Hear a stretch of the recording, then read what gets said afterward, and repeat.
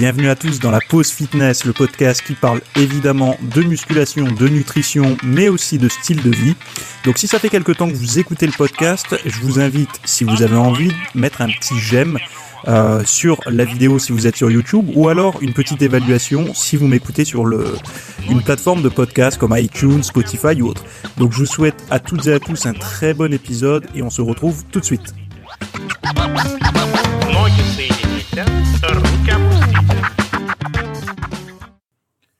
Salut, un nouvel épisode aujourd'hui. Alors, on va faire un petit épisode aujourd'hui, on va parler des peurs. Alors les peurs, c'est quoi ? C'est comment ça se passe ? Enfin bon, bref, je suis pas du tout thérapeute pour vous aider à surmonter vos peurs. Là, en fait, on va parler des peurs liées à la musculation, au physique, à l'esthétique, aux gains, aux pertes, à toutes ces choses-là durant toute l'année, durant sa vie, durant plein de choses d'ailleurs. Et la première chose qu'on va voir ensemble, c'est les peurs, on va dire, je vais pas dire primaires, mais du pratiquant de musculation. Donc bon, avant de commencer, je voulais juste vous dire que pour ceux qui ont suivi, j'ai mis un entraînement à domicile pour les épaules et les trapèzes sur le site. Alors pourquoi je précise ça ? Parce que c'est un entraînement qui est juste avec 2 haltères et une paire d'élastiques. Et c'est un programme enfin moi que j'aime bien faire. De toute façon, en ce moment, comme je vous dis, j'expérimente l'entraînement à domicile. Ça me plaît pas mal. Je vais retourner en salle dans pas longtemps, je pense. Mais là, pour l'instant, j'ai besoin d'expérimenter ça pour avoir le maximum de retours possible à vous donner sur ça. Et puis surtout, parce que c'est quelque chose qui me plaît, dans le sens où je trouve que l'entraînement à domicile demande plus de motivation, mais a également beaucoup de points positifs. Et donc, voilà, c'était quelque chose que j'avais envie d'explorer et de surtout voir si j'arrivais à avoir la même intensité d'entraînement chez moi que si je m'entraînais en salle de sport. Donc, ce que j'ai fait directement, c'est que quand j'ai fait mon entraînement, j'ai filmé ce que je faisais, tous les exercices que je vous ai détaillés, pourquoi j'ai choisi ceux-là et pas d'autres. Et je vous ai mis le petit plan aussi que vous pouvez imprimer directement. Donc, si ça vous intéresse, vous avez le lien dans les notes de cet épisode, quelle que soit la plateforme où vous m'écoutez. Voilà. Donc, on va démarrer avec les peurs, les grandes peurs du pratiquant de musculation. Alors, les peurs, elles vont s'articuler comment ? Ça peut être, par exemple, si vous avez une période d'arrêt forcé. Pour des raisons X ou Y, vous ne pouvez plus vous entraîner pendant 1 semaine, 2 semaines, 3 semaines, 3 mois, 6 mois, 1 an, je ne sais pas, mais vous avez cette peur de ou perdre du muscle, donc le fait de vous arrêter, de vous immobiliser, de ne plus pratiquer les poids, les haltères, les pompes, les machins, vous avez peur que votre masse musculaire décline, donc que vous reveniez un petit peu à votre état initial. Ça, c'est une peur que partagent beaucoup de personnes, beaucoup de pratiquants. La deuxième peur qu'il peut y avoir, c'est celle de prendre du gras. Donc pareil, si vous avez un changement d'habitude de vie pour des raisons X ou Y, encore une fois, que vous ne pouvez plus maîtriser votre nutrition, que vous pouvez moins vous entraîner, vous avez la peur de prendre du gras, de redevenir le petit fat boy ou la fat girl que vous étiez avant, et vous n'avez pas envie de ça, donc du coup ça donne des peurs, des angoisses, de l'anxiété, etc. Dans quel cas on peut observer ça ?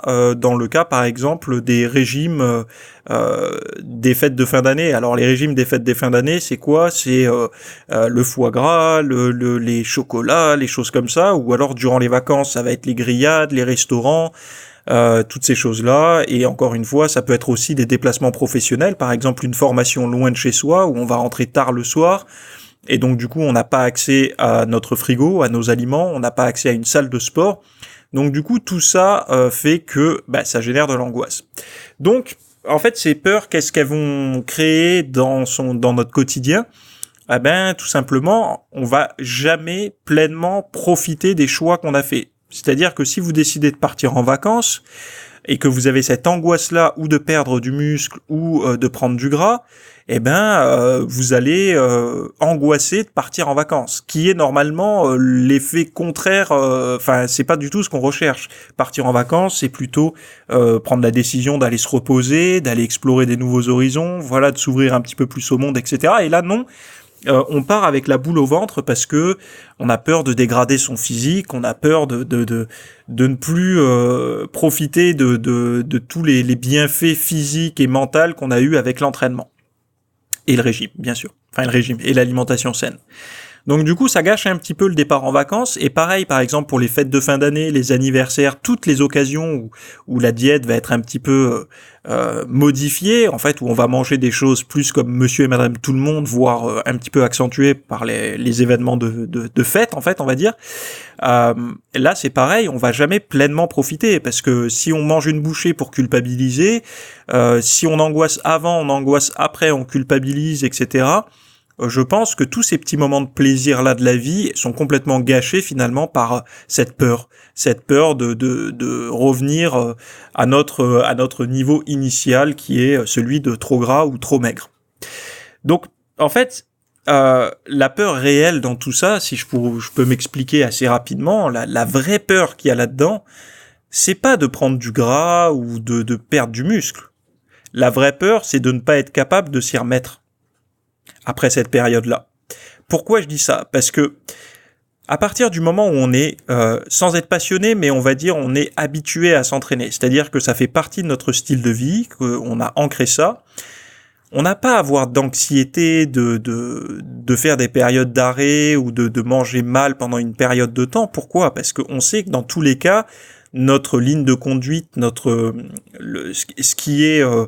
ce qui domine dans nos habitudes de vie, c'est de bien manger et de faire du sport. Donc dans tous les cas, on sait qu'il va y avoir un retour à l'équilibre assez rapidement.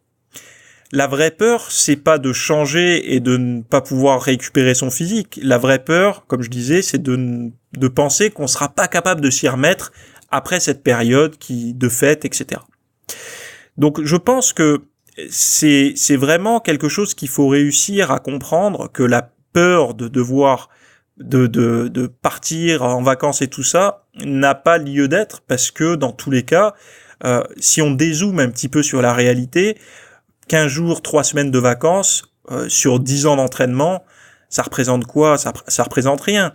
Et de toute façon, il n'y a pas de date limite. C'est-à-dire que vous vous entraînez pas et vous mangez pas sainement pour qu'un jour vous vous disiez c'est bon, j'ai fait le travail, je m'arrête. Ça n'arrivera jamais, ça. En fait, il y a jamais, parce que c'est à partir du moment où on prend la décision qu'on arrête tout, que là, il faut se dire, ok, je peux commencer à m'inquiéter de ma santé, de mon physique, etc. Là, oui. Mais à partir du moment où on continue à faire les choses, non. C'est pas du tout comme plein d'autres choses dans la vie. Il y a des choses dans la vie qui ne s'entretiennent pas. On va acquérir certaines choses. Et au bout d'un moment, c'est bon, c'est acquis. Par exemple, je sais pas, et encore, c'est des mauvais exemples, mais si on apprend une nouvelle langue, au bout d'un moment, on la maîtrise, et c'est bon, on peut passer à autre chose. Mais il faut quand même un petit peu l'entretenir, pratiquer, parler, aller dans le pays de temps en temps en question pour continuer à pratiquer. Pareil, vous investissez dans une maison, c'est des efforts intenses, vous travaillez dur, vous avez votre maison, vous êtes content, mais si vous l'entretenez pas, elle va perdre de la valeur, etc. Donc, c'est un petit peu pareil pour tout ce qui est développement physique et développement peut-être même personnel, même si j'aime pas du tout ce terme de développement en fait, j'aime pas qu'il soit devenu à la mode, et du coup, tout ce qui devient à la mode, moi, ça me gonfle un petit peu, j'essaye de passer à autre chose, mais bon, c'est un petit peu ça, le développement personnel et le développement physique, ça s'entretient. Il y a jamais, on peut pas acquérir des choses. Et je sais que beaucoup d'entre vous essaient d'avoir vraiment le hack, le piratage, la méthode qui va vous permettre de passer à autre chose. Mais dans le développement physique et dans la nutrition, il n'y a pas de choses qui vous permettront de passer à autre chose. Vous pouvez automatiser le maximum de réflexes, c'est-à-dire d'avoir les bonnes attitudes face à l'alimentation, d'avoir un rythme sportif cohérent avec une bonne récupération, mais il va falloir le maintenir sur la durée, et en aucun cas vous pourrez vous arrêter de le faire si vous voulez conserver l'énergie et la forme physique que vous avez aujourd'hui. Donc ces grandes peurs que vous avez aujourd'hui quand vous partez en vacances ou que vous approchez d'un événement qui va vous conduire à manger mal, c'est parce que vous vous concentrez trop sur le court terme. regardez le long terme. Je pense que le long terme parlera beaucoup plus.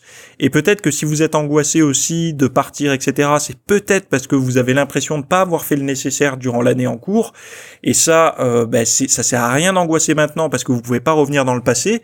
Par contre, ça vous donne des infos sur le futur. C'est-à-dire que vous savez que si vous faites mal les choses, vous profitez pas pleinement des moments de relâche parce que vous pensez que vous êtes un petit peu trop relâché durant l'année et que, entre guillemets, vous ne méritez pas vos périodes de relâche. Alors ça, c'est pareil, c'est un biais cognitif. Vous avez toujours, même si vous vous entraînez pas, le droit d'avoir des périodes de relâche. Enfin, je veux dire, personne ne pourra vous dire le contraire.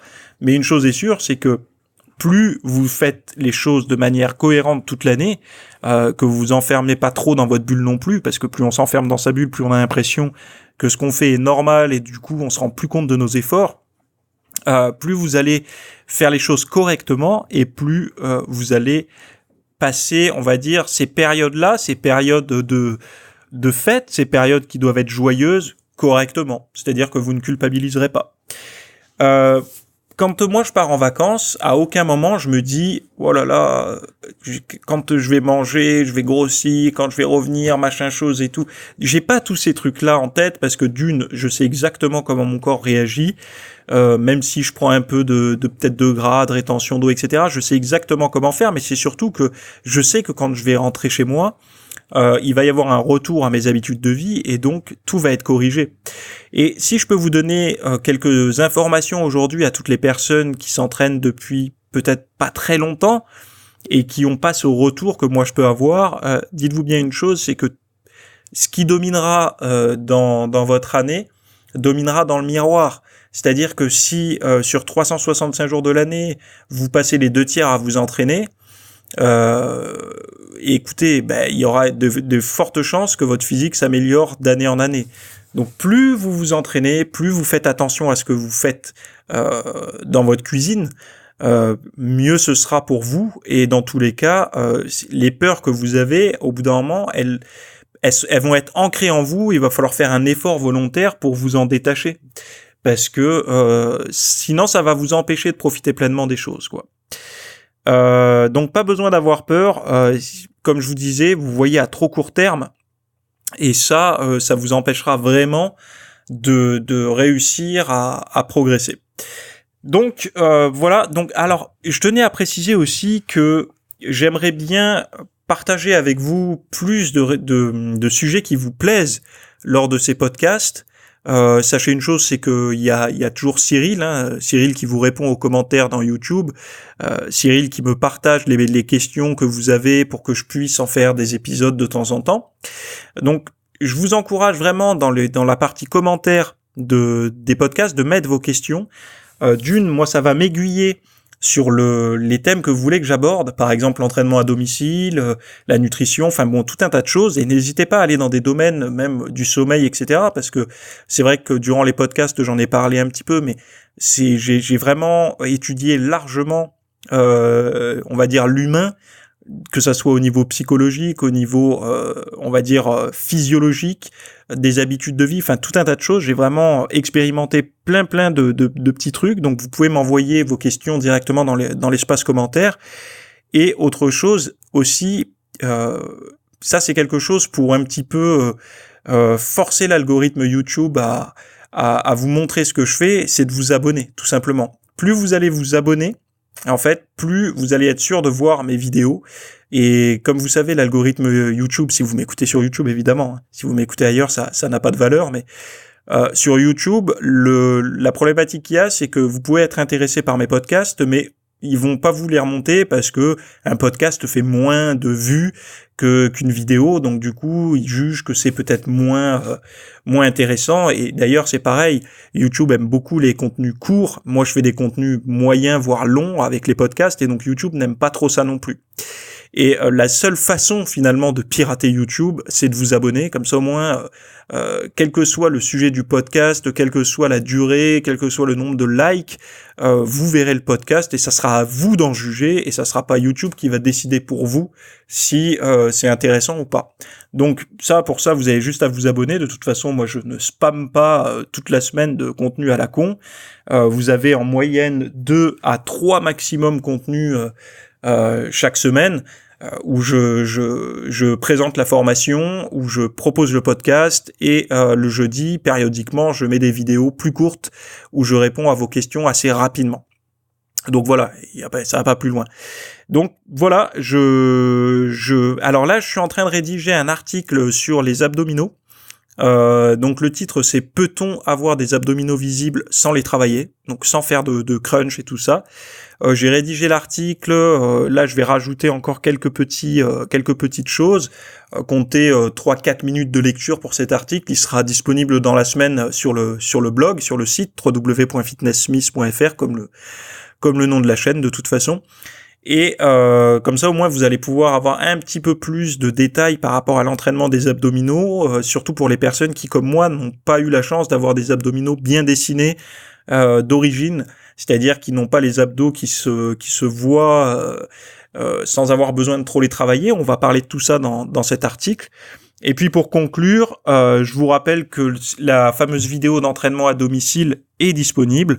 Donc vous avez aussi le programme à imprimer qui est directement sous la vidéo. Donc ça c'est pareil, le lien est dans les notes de ce podcast-là. Je pense que c'est vraiment un petit tournant que je suis en train de donner pour les personnes qui s'entraînent à domicile, parce que j'avais beaucoup de questions par rapport à ça. C'est vrai que quand on ne pratique pas à domicile, en fait, moi je suis quelqu'un, j'aime beaucoup la science, j'aime beaucoup lire des études scientifiques et tout, mais à un moment donné, j'aime bien me retrouver sur le terrain pour avoir le regard de la personne qui me pose la question.